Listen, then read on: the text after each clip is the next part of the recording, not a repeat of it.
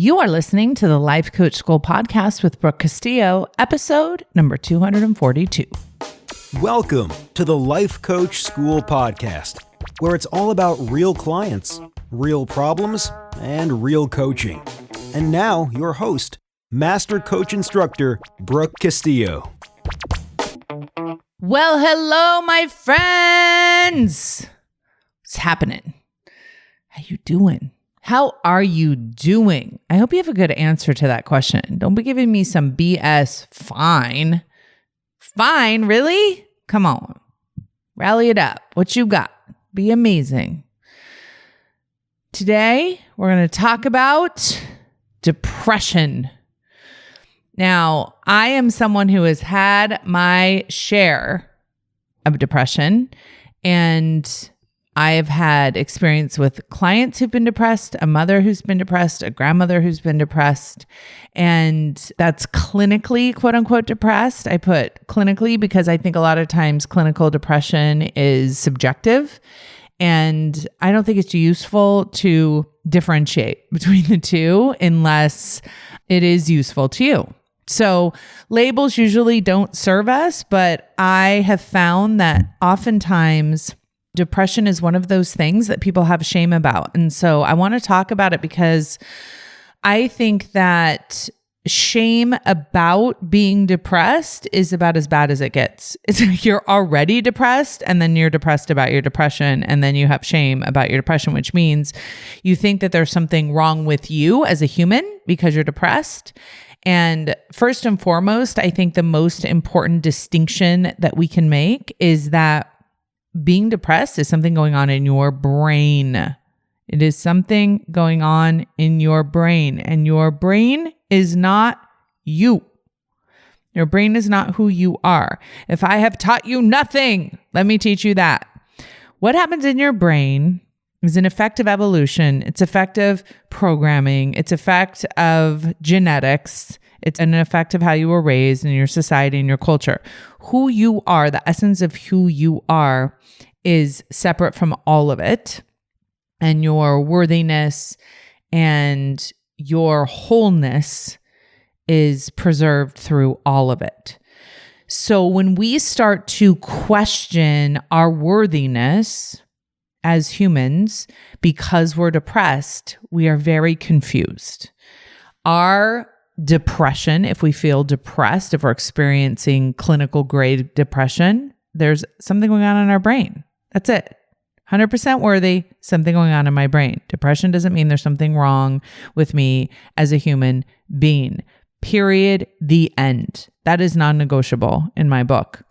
When I have people come to me that tell me that they're broken and that there's something wrong with them and that they're defective as humans because they're depressed, there is no part of me that believes them or will ever believe them. They are whole and worthy and complete, and they're experiencing depression in their brain. So I found for me that is very, very useful in how I think about depression. I think that I have a genetic predisposition towards anxiety, and I think I have a genetic predisposition towards depression. I have a theory in my own personal life, and it's been useful for a lot of my clients, is that the constant worry and anxiety that I think can come from having certain experiences in your childhood can exhaust you to the point of depression if you don't know how to process and feel emotion. So one of the things that I say often is that the exhaustion we feel from resisting emotion can lead to depression. Depression is what happens when we lose the plot in our brain. That is it. There is a habit, there are neurotransmitter circuits that can fire together and continue to fire together, and you can actually create the habit of any emotion, and the habit of the emotion of depression, if resisted too long, becomes to the point where I think we would classify it as non-functional clinical depression. Now, the thing that's important to remember about depression is that people who are depressed don't necessarily feel sad. they actually feel just an emptiness where the emotion should be. So it's not even just negative emotion and sadness or despair. It's numbness. It's nothingness. It's helplessness and hopelessness, which is a very different thing. So when people are depressed, a lot of times people go, well, just cheer up. Come on, slugger. Just cheer up. That, my friends, is not going to work, and it will likely get you punched in the throat. Do not do that when we are depressed. We're depressed. We're hopeless. We're helpless. And it feels like what's interesting about being depressed is there isn't any motivation to not be depressed. It's almost like you've run the well dry to haplessness, right? There's not even a desire. It's like, I'm just depressed and I'm depressed about my depression.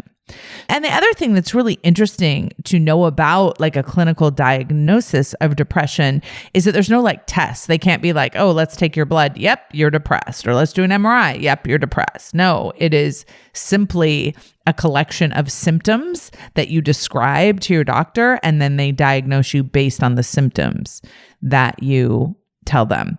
And what's interesting is that a lot of clients who are students that I have, clients that I have, patients that doctors have, will present with very different symptoms that are all classified under depression. But one of the mainstays of depression is just this feeling of foreboding, endless helplessness.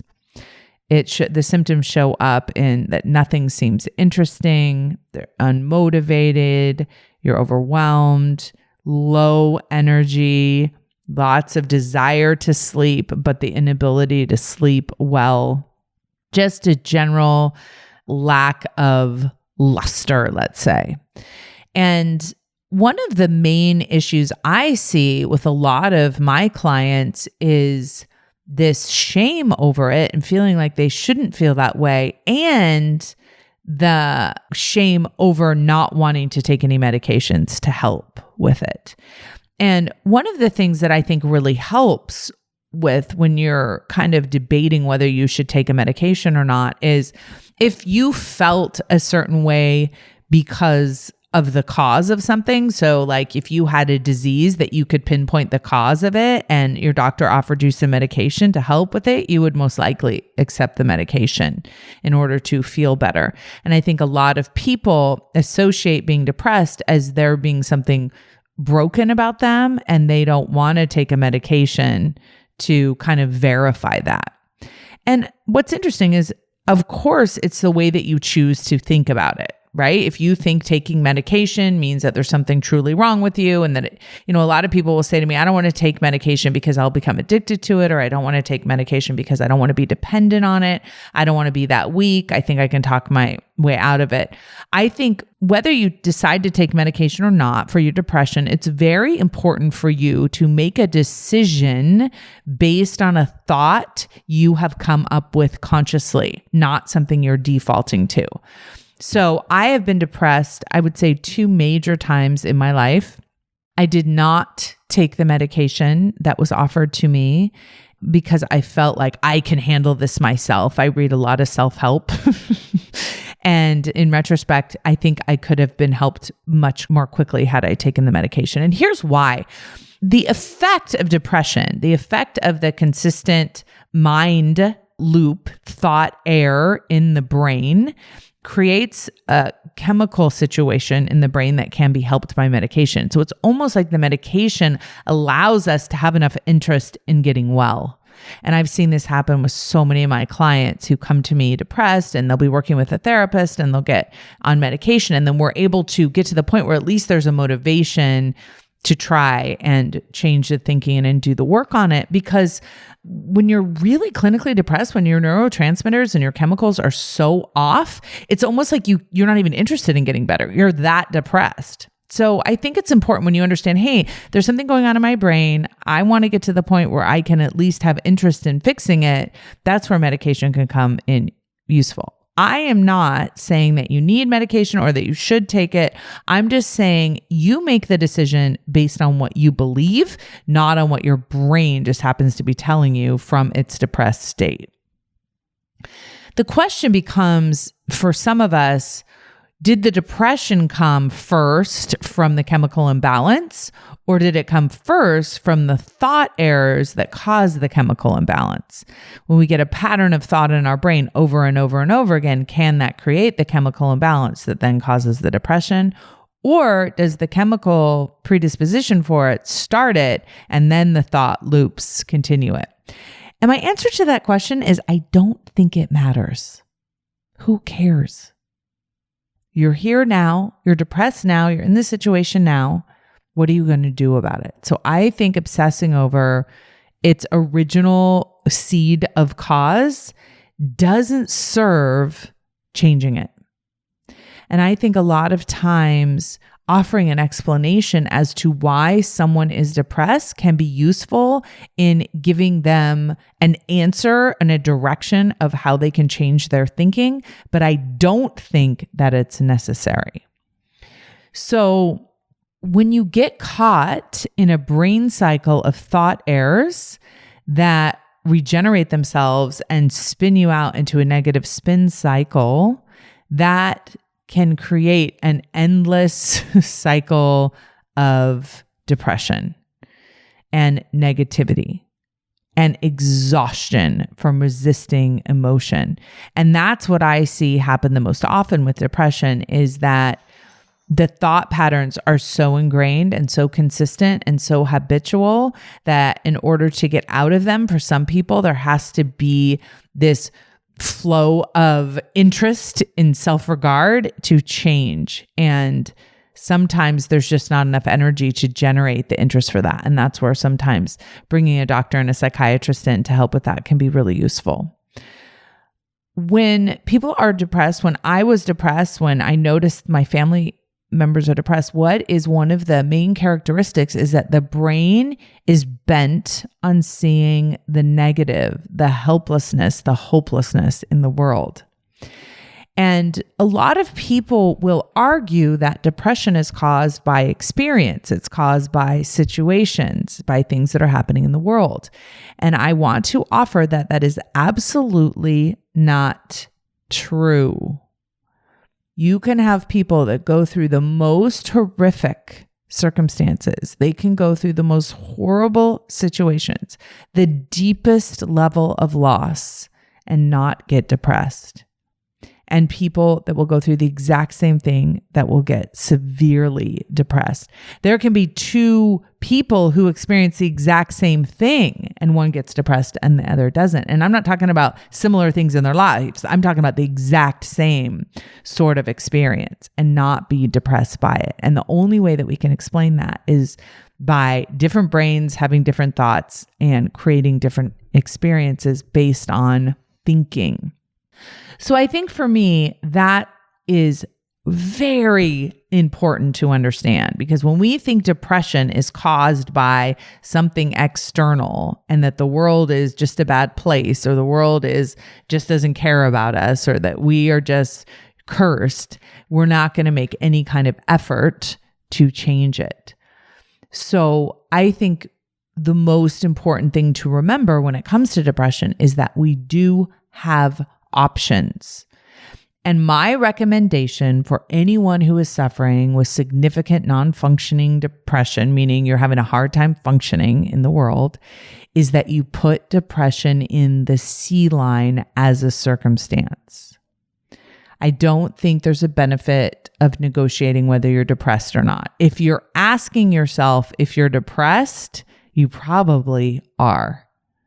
People who aren't depressed don't normally ask themselves if they're depressed. So if you're having the symptoms of depression, if you're feeling helpless and hopeless and energyless and you want to sleep all the time, but you can't really sleep all the time, and you're not interested in anything outside of, just basic functioning, then the answer is yes. So put it in the C line and then ask yourself, okay, now what? And what I want to offer is that there are things that make depression worse, and there are things that make depression better. And I'm not talking about curing depression. I'm not talking about, hey, just use coaching and you won't be depressed anymore. That's not what I'm saying. What I'm saying is we can make it worse or we can make it better. And I know this from my own personal experience and from working with many, many clients. Here are some things that make depression worse. 1, having a victim mindset, seeing yourself as the victim and everyone else as a perpetrator. And this can happen with the people that are in your life right now. This can happen when you think about situations from your past. Be very careful to notice in the stories that you tell, are you the victim in the story? Second thing that can make it worse is self-loathing, hating on yourself, saying very mean things to yourself and about yourself, getting down on yourself because you're depressed, getting down on yourself because you're not taking the action that you want to take because you're not feeling the way you want to feel. That just compounds a depression. That was my experience. When I was depressed, I just hated myself. I hated myself for so many reasons. And then I hated myself because I was depressed on top of it. So it was just a terrible brew of self-loathing that created further depression. Regret. Indulging in regret over what's happened in your life or what you've done in your life perpetuates depression. Body shame. That is one thing that with all the work that I've done with my clients on overeating and weight loss, body shame is one of those things that can compound and feed that depressive cycle. And basically it's just hating on your body and the way that you look. And typically what that looks like, what it looked like for me was I didn't bother brushing my hair. I didn't bother dressing in clean clothes. I didn't bother taking a shower and dressing, any of that stuff. And so of course I had so much body shame already. And then every time I looked in the mirror, it just got perpetuated. I wasn't taking care of myself. Being past focused makes it worse. Ruminating over your past, things that have happened to you in your past, things that you, like I had said earlier, that you're regretting, that you wish you hadn't done, that it's kind of like looking at your past and telling yourself a sad or terrible story about what should have been different in your past makes it worse. Blaming yourself or blaming others is another way to do really damage to the experience of being alive if you're already depressed. Blaming yourself for being depressed, blaming yourself for anything that's happened in your life, for anything that you've done, the constant blaming, it's like the double of disempowerment. It's like you are the victim and the villain in that scenario and there's no winning.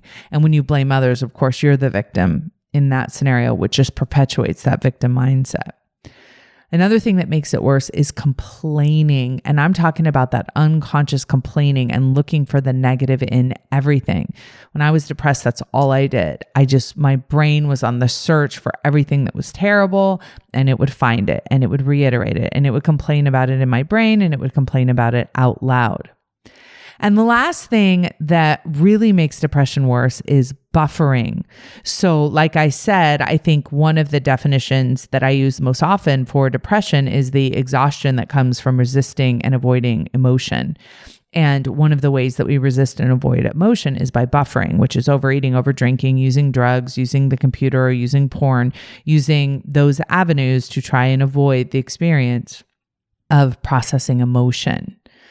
And the reason why buffering compounds it is, first of all, it's exhausting to buffer all the time and avoid emotion all the time. But also there's usually a net negative consequence of buffering. For those of us who overeat, it's, gaining weight and feeling sick to our stomachs. For those of us who overdrink, it's the hangover the next day. It's the way that we act when we've had too much to drink. The regret that comes with all of that just perpetuates the cycle of depression.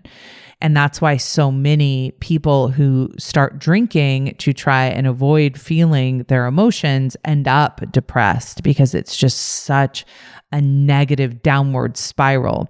And then alcohol is a depressant, which of course makes it worse. And so I've been down that road. That is not an enjoyable road. So if you put in the circumstance line depression, just notice what is driving that buffering and do your very best to become really aware of how you're buffering. Try not to experience emotion. Now, the next piece of this is what can make depression better. If we put depression in the C line, then what can we do if we can muster enough energy? And for some of that, we might need some medication or something to help us change the chemical balance in our body in order for us to make these changes. But they are possible for sure. And you can start thinking about them. One of the best things that we can do is thought work. Most importantly, remembering that we are not our thoughts. We are not our depression. We are whole and complete, and our brain is creating depression within itself. But outside of that, the bigger part of us, the spiritual part of us, has nothing to do with what's going on in our brain. And thought work is the process of separating ourselves from our thoughts so we can look at our thoughts from a distance, from the higher part of ourselves, and decide more consciously what we want to think. When you're depressed, you will notice that your thoughts are a negative rampage. They are going crazy. And so when you can notice that, though, of course, you're going to be like, of course I feel terrible. Look at all my thinking. The second thing that you can do that makes it better is focus on your future. I told you what makes it worse is focusing on your past, ruminating about your past, judging your past.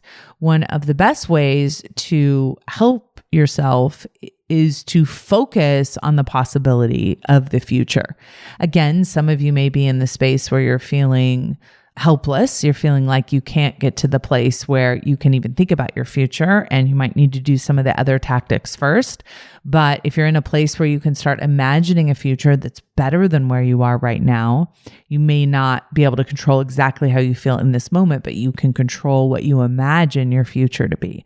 And that is one of the most important activities you can do when you're depressed, is to imagine a better future and to think about that future. Because what will happen is you may not be able to come up with positive thoughts about your present.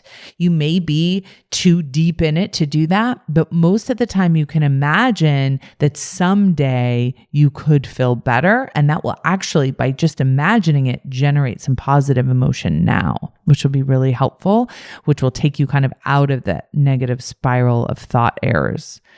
Creating plans, setting goals, even if they're really small goals, even if they're goals just a week away, even if they're easy, anything that gets you out of the present spiral into the future. And it's very important to make plans and to follow through on those plans. In the beginning, this may be very challenging. I remember I had a client one time, and all we focused on was her just going for a walk for 5 minutes a day. She hadn't been able to get off the couch. She hadn't been able to really function. She was just sitting and eating all the time. And one of the things that I told her to do is I said, just 5 minutes a day, you're just going to force yourself to get out of the house, get some fresh air, get some sunlight, and go for a 5-minute walk. And that was a game changer for her. It wasn't because 5 minutes of exercise was going to make her lose weight. That isn't the point of it. The 5 minutes of exercise was something she was doing for herself. She was making a plan. She was following through. She started to honor her word to herself, and then she started to trust herself again.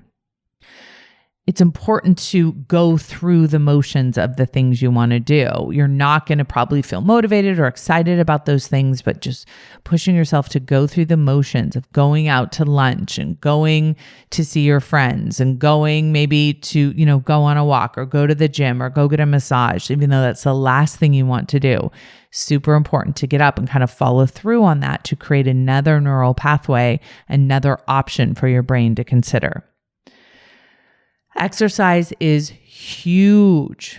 It really affects your hormones and your neurotransmitters and the way that you process blood flow in your brain. Forcing yourself, if you have to even just do 5 minutes of exercise can be a true game changer. The next thing I recommend, and I've always recommended this to everyone, is positive tapes, positive podcasts, and reading positive books. You need to fill your brain with positivity. I know for a fact this is what saved me from spiraling down into the depths of despair. I was always listening to Tony Robbins. I was always listening to Marianne Williamson. I was listening on tapes, y'all, when I was really depressed. This was back in the day. And I would just listen to him over and over and over and try to drown out my own voice within my head. This is before I had thought work, but I just tried to get rid of the voice that was always hating on me and always telling me how terrible I was. And I was able to listen to their voices talk to me and tell me wonderful things that took my mind off of all the negativity that was going on inside of my brain. Reading books, self-help books, positive books, good novels, reading comedy, reading things that get your brain thinking thoughts other than complaining, negativity, and self-loathing really can be powerful. And, it's not just the activity in the A line, it's actually the thoughts that you'll be thinking because of the reading and because of the listening to the podcasts. One of the most empowering things you can do that can help you come out of depression is to make decisions on purpose. One of the things that we do when we get depressed is we start to abdicate any kind of responsibility for our life and we stop making decisions. It's almost like we lose interest in the decisions that are made. And so one of the things that I want to recommend is that if you are feeling depressed, when somebody says to you, hey, where do you want to eat? My reaction used to be, I don't care. I don't know, or I don't care. And if you can kind of expect more of yourself, make a decision. I want to go to the steakhouse, or I want to go to the Cheesecake Factory, or wherever it is you want to go. Make those little decisions, especially the insignificant ones that aren't going to make a big difference, because you will start feeling empowered when you just start making some decisions about your future. And in the moment, you will start to feel more and more empowered. One of the other things that I highly recommend is doing what I introduced to you on the last podcast, which is called a rampage of appreciation and positivity. Fill up a page. Force your brain to look for positivity. When you're depressed, your brain is on the lookout for danger and ugliness. That's what it's doing. It's in a spiral. You need to force it out of that spiral by expecting it to see positive things and wonderful things and lovely things in the world. Even though you may have the thought that everything's hopeless and nothing's good, there's still electricity, and there's still puppies, and there's still babies, and there's still fresh water and homes and beds with blankets. Like forcing your brain to notice the things that are positive. And even though you may not feel cheery about those things, having your brain, telling your brain what to think about is a very powerful exercise. And the last thing I want to recommend, and I think this one is one of the most important things, is to get a shower every day and get dressed. When you're depressed, it is very easy to stay in your pajamas all day. It is very easy to stay in your sweats all day because you just don't have the energy or the desire to do anything else. And I want to recommend that you ask more of yourself in that moment. You could say, you could be depressed. This is what I would say to myself. You can be depressed, but we're going to get up and we're going to put a pair of jeans on and we're going to put a t-shirt on and we're going to put shoes on. And that's how we're going to roll. And make the bed every day. And like clean, the room, straighten up the room every day, even though that's the last thing you want to do, because what you're going to see visually will compound your depression. So if your bed's a mess and your hair's a mess and you're not clean and you haven't dressed yourself well, that will make it worse. And most of us who are feeling depressed can have enough gumption to get ourselves dressed. And I remember it used to be exhausting. I was doing a lot of buffering at the time. So I was overeating a lot. So I was heavier than I'd ever been. And I put on my jeans and I put on a t-shirt and I put on a belt and I brushed my hair and I put on some makeup. And it just made me feel just a little bit more empowered, a little bit more in charge of my life. And I just asked myself to do that every single day. And eventually I started doing more and more and more. I started making more plans. And then one day I realized that I wasn't depressed anymore. It's something that we need to do consciously. Most of you know that I have anxiety every morning when I wake up. Most mornings when I wake up, I have the purse of anxiety that I carry around with me. And I've learned how to be a high functioning person who has the experience of anxiety. And I think that we can utilize that same concept as it applies to depression. I think that We can feel sorry for ourselves because we're depressed and shuffle around in our pajamas and let our hair get greasy. Or we can understand, yes, we're depressed, but I'm going to get up, brush my hair, I'm going to get dressed. I'm going to do some rampages of appreciation. I'm going to listen to some positive podcasts. I'm going to think about my future, and I'm going to do some thought work. And at the very least, I'll feel a little bit better than if I would have sat around hating myself all day. It seems like a little thing, but it's the biggest thing. It's the biggest thing that gets your brain off of the loop of thought errors and negativity and onto the loop of positivity and empowerment. So I hope that helps. I know a lot of you are struggling with depression. I know a lot of you are on medication and trying to find your way back to yourselves. And I just want to let you know that there is a way back. It is possible, but you in and of yourself are perfect and wonderful and worthy. And it's just your brain that's depressed. And that's okay. You can find your way out of it. I promise you that. All right, my friends, have a beautiful week. I'll talk to you next week. Take care. Bye-bye. Hey, if you enjoy listening to this podcast, you have to come check out Self-Coaching Scholars. It's my monthly coaching program where we take all this material and we apply it. We take it to the next level and we study it. Join me over at thelifecoachschool.com/join. Make sure you type in the lifecoachschool.com/join. I'd love to have you join me in Self-Coaching Scholars. See you there.